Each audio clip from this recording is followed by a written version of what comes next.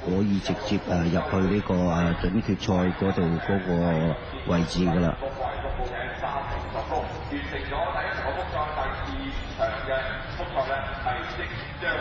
3號龍永利澳門啊，咁大家都睇慣佢哋㗎啦佢哋嘅紅色嘅隊服。咁4號咧就澳門金沙。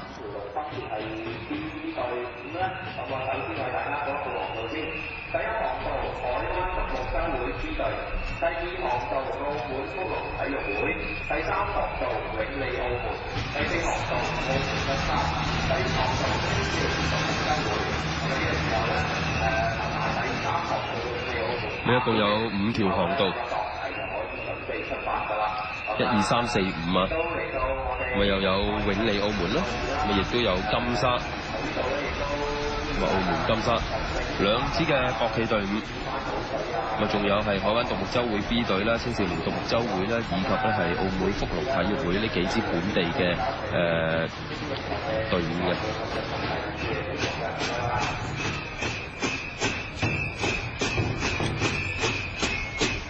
喺航道方面，1號航道咧呢個海灣獨木舟會 B 隊，2號咧就澳門福隆體育會，3號永利澳門，4號澳門金沙，5號航道咧青少年獨木舟會咁樣嘅。5支嘅隊伍係爭呢個複賽爭入去複賽啦。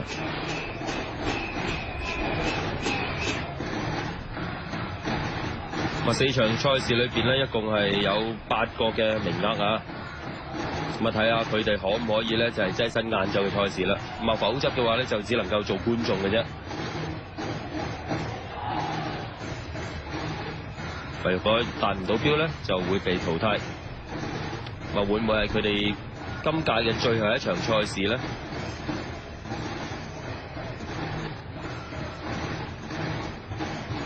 係啦，咁亦都係見到金沙嘅啦啦隊亦都見到永利嘅啦啦隊同佢哋咧就係打氣因為呢度咧就係兩支嘅國旗咧都喺度係角逐緊嘅。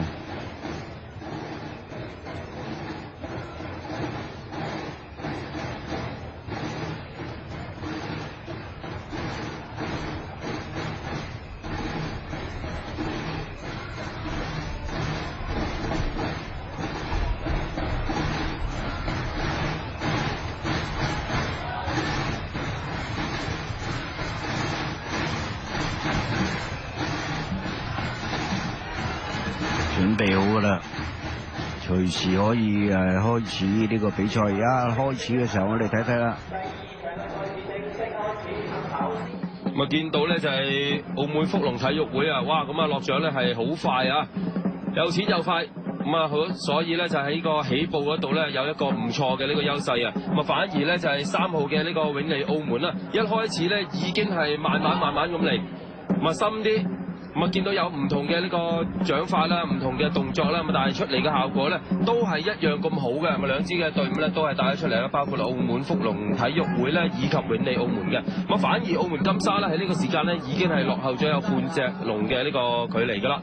再左右兩旁咧有海灣獨木舟會 B 隊咧，以及咧就係青少年獨木舟會嘅。3號。而家我哋見得到咧，就係呢個咧就係永利澳門。咁去咗300米嘅時候咧，3號、2號澳門福隆體育會咧都係拍住嘅，跟得住嘅。咁1號咧就遠遠墮後噶啦。1號應該呢一場咧就係想搶上嚟呢個攞第一咧，嗰個名次已經係好困難噶啦。咁睇睇啦，3號、2號。而家係爭緊係3號、2號，反而4號咧就係墮後咗少少嘅澳門金沙。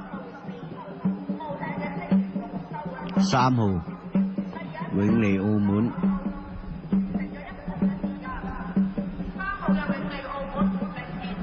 ，3號咧而家一路咧都係咧 keep 住嗰個頻率一路係咁樣挖嘅。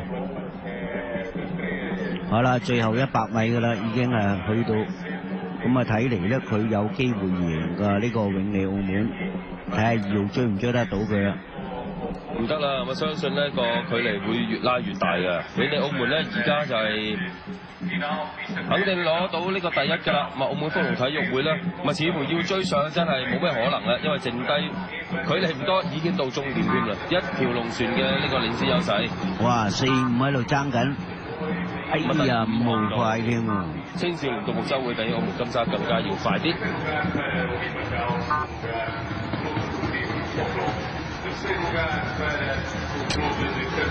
睇得到啦，衝線啊，永利澳門，第2咧就澳門福隆體育會，第3啦，你睇下，5號啊，青少年獨木舟會係壓過呢個咧澳門金沙添啊，澳門金沙得翻個第4嘅啫，咁啊海灣獨木舟會咧 B 隊咧全程係墮後嘅，咁啊只能夠名列第5啦。Se tiverem os 4 melhores tempos entre os vencidos. A próxima corrida de pescagem é a terceira corrida de pescagem na categoria Open e vai ter mais 5 equipas. Na pista 1 vamos ter estabelecimento de Minas, Pinkey. Na pista 2, Glory Sky, Dragon Heart. Na pista 3, Universidade de Macau. Pista 4, Serviços de Alfândega. E na pista 5, Grupo Pessoal da SEC. 咁啊，跟住呢一場咧，亦都係5隻龍舟角逐嘅。咁當然咧，熱門嘅咧就澳門大學啊，同澳門海關啊，嚇。